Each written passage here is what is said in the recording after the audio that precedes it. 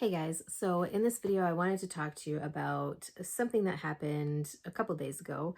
And I have been extremely frustrated about this whole experience with that particular staff member on the phone. So if you guys have been watching the videos on my channel, you know that a couple weeks ago, or about a week and a half, I guess, I actually passed out and I was at home this time. Thankfully, I wasn't at work like what happened in March. My liver enzymes were elevated again. I went down to see the liver specialist and we kind of talked about a few things. And basically, what the liver specialist told me is that she did not think that I passed out because of my elevated liver enzymes, which is good. I mean, that's a good thing. But she was also very concerned because the emergency room doctor at the hospital that I work at basically did really no physical assessment. And she was concerned because that ER doctor didn't do any sort of like neuro exam, didn't do any cardiac workup. I mean, he did an EKG, but it really wasn't like he didn't compare it to the previous EKGs that I had or anything like that. And so it was just a very strange situation that I found myself in. And so the liver specialist actually asked me if I would reach out to my neurologist because I do have a history of seizures. I have epilepsy. I take Keppra 1500 milligrams twice a day. So I am on seizure medication. It has been controlled for the most part for over a year. And so she just wanted me to talk to my neurologist, kind of let him know what was going on and see what he thought, like whether it could have been seizure activity. Like I made sure to let the nurse that works with my neurologist know that I did not feel like I normally feel after having a seizure. Like I was back to talking normally within 5 minutes because I didn't respond to my godmother right away when she had heard a bang come from my room and came in to find me passed out, kind of slumped over my desk where I had been planning to work on some homework for my college classes. Um, so fast forward a few days from my liver specialist appointment, I was at work and had some free time and decided on my lunch hour to call my neurologist's office to kind of see if they had any available appointments or see what he thought and whether or not I needed to follow up with him. So, first of all, the first time I called, the person answered and then hung up on me. Then the second time I called back, they didn't answer the phone at all. So then I called back a third time, and when she answered, the girl said, hello, like really irritated, just like her voice was really irritated towards me. And like, I don't know why she sounded so irritated towards me because I'm like, I'm just trying to call. And so I was like, hi, is this the specialty clinic? Because like the specialty clinic is where I have to go to see my neurologist. That's the clinic that he works out of. And so she said, yeah. Like you could just tell that she either hated life that day or just really hates her job. Um, so then I said, okay, so I had just gotten a voicemail because I was at work and like when I'm at work, I don't have the best service. So my voicemails don't always download for whatever reason. Like I can't always play them for whatever reason.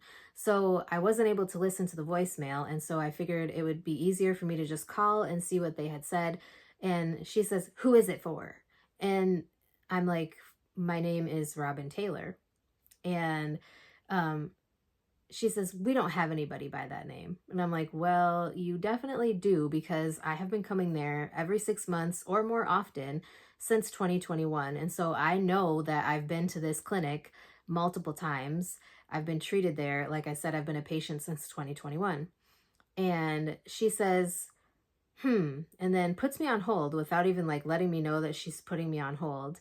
And then she comes back and she says, we don't have anybody by that name. And I said, well, I'm seeing my neurologist's name and I've been seeing him since 2021. And she says, oh, I'm transferring you. And then she just transferred me. And I felt so bad because like the person that she transferred me to was the nurse for my neurologist.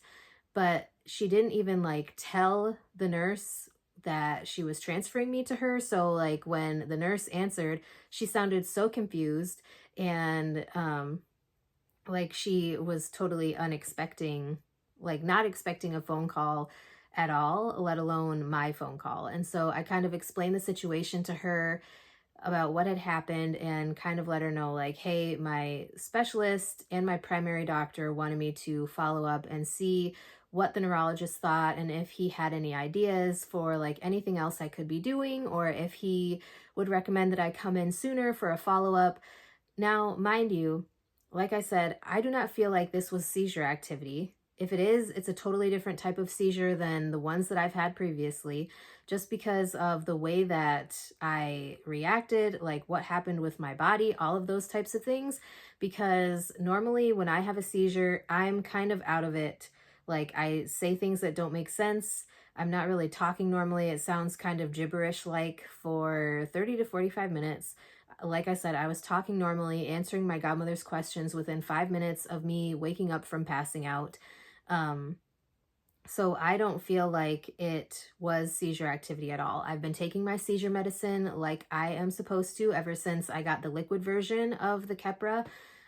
If you guys have followed me through this whole weight loss surgery journey that I'm on, shortly after weight loss surgery, I was unable to swallow the Keppra pills because the dosage of Keppra that I'm on requires the Keppra pills to be fairly large. And so I was struggling to try to swallow the Keppra pills. I don't know if it's just because of changes after surgery or what. Like I was able to take them normally before surgery, but I was just really struggling ever since surgery. So now that I have the liquid form of Keppra, I've been taking it every day like I'm supposed to. It's just really frustrating. So thankfully, I was able to leave a message. She said she was going to talk to my neurologist and kind of see what his thoughts were and if he wanted me to come in or order any additional testing.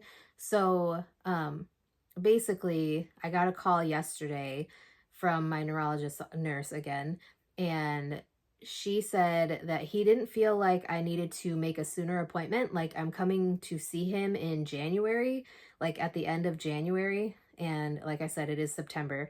So he just said, like, right now, he's okay with me waiting until January to come and see him. Um, just because he feels like it's kind of weird and like I don't feel like it was a seizure. And so he said we could talk about it then if I'm still concerned about it then. He said otherwise just kind of watch and see if it happens again. And if it happens again, then he would um like me to call his office and let them know, because he could then order additional testing or talk about switching my medication and or like changing the dosage. I don't know exactly, like I don't want to change my Keppra dosage again, because the last time he was messing with the dosages, trying to figure out one that was going to be therapeutic for me, um we had a little bit of an issue like with me having breakthrough seizures, and I really don't want to have to go through that again, so I would like to avoid that if at all possible. I mean, obviously if my body continues to have problems and he thinks it's a seizure, then I'm fine with doing whatever my neurologist tells me to do, but I really don't want to have to change my seizure medication again. And I'm sorry if you can hear my stomach making weird noises. I am drinking a chocolate Premier protein shake right now, so I don't know why it's making weird noises. But anyways, that is it for today's video. I was just very frustrated with the way that I was being treated, because I don't understand why. Like, I'm just calling to try to follow up on my like serious medical condition. I do have a serious medical condition that your office treats me for, and so I don't know. I kind of wonder if they don't need to hire somebody else, because just the way that she was talking to me made me feel like a shitty human being for calling my neurologist's office. But anyways, I just wanted to share that with you guys. Hopefully this doesn't happen again. Hopefully we don't have to change my seizure medication again, because I really don't want to go down that road. And yeah, I will talk to you guys in my next video.